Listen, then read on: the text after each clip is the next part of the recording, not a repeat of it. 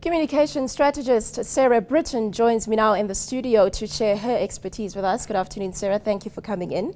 Well, everyone in South Africa has an opinion on this situation, most notably their disappointment in FNB's decision. In your opinion, what is the significance of FNB's decision?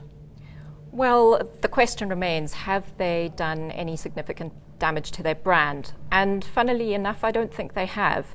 I think we have generally quite short attention spans. Next week, another scandal is going to distract us. And anybody who's prepared to go through the schlep of opening another bank account over this issue was planning to close their account with FNB anyway. So no, I don't think major damage to FNB's brand, which draws on a lot of other significant things, notably the fact that they're the world's most innovative bank. They're doing great marketing in other areas.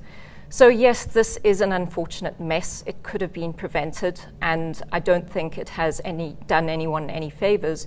But damage to them, no. I think damage to the ANC, on the other hand, it has reminded people what they don't like about the ruling party in no uncertain terms. What about implications, if any, with regards to other companies, maybe even their competitors, the view of them now in their eyes? Will there be implications there, do you think?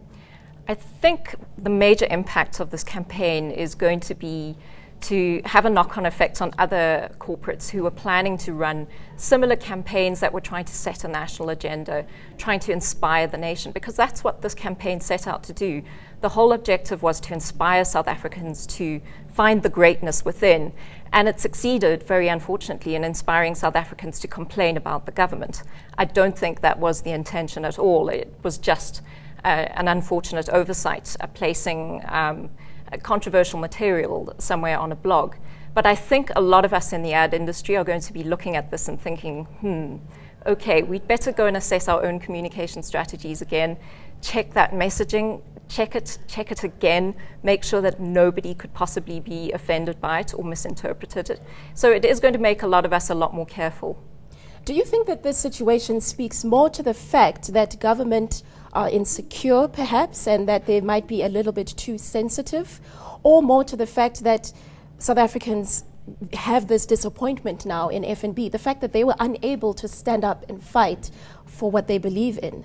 Well, I think that it's true on both sides. The government is remarkably insecure, given how much hold they have on power, that they would be disturbed by these little clips. And it's ironic listening to them talking about the impact on perceptions of South Africa as an investment destination.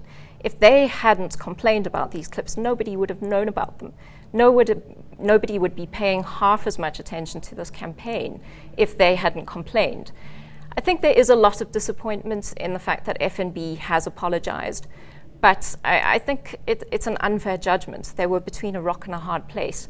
When you've got a lot of government business, when jobs are on the line, and the clips had already been pulled a week before, I think it's unfair to judge them so harshly. And now the fact that South Africans, as you mentioned, are complaining about the fact that the ANC is that government that seems to get away with everything, the implications of that, I mean, that's also a problem.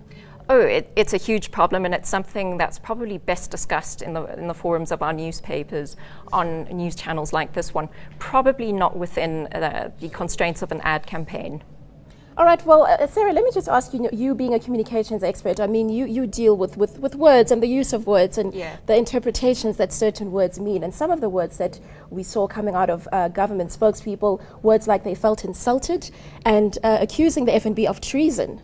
These are a completely ridiculous overreaction, but the ANC has a history of doing this.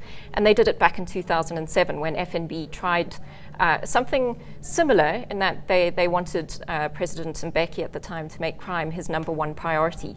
That backfired very badly. They had to pull the campaign before it even ran. So that's what surprises me as a strategist, is that they've been there, done that, got the flak jacket. They know what happens when you do something the government doesn't like. The fact that they missed something that turned out to be really crucial, that didn't look important at the time, I'm surprised by that got signed off. All right, well, thank you very much to Sarah Britten, communications strategist, talking to us there.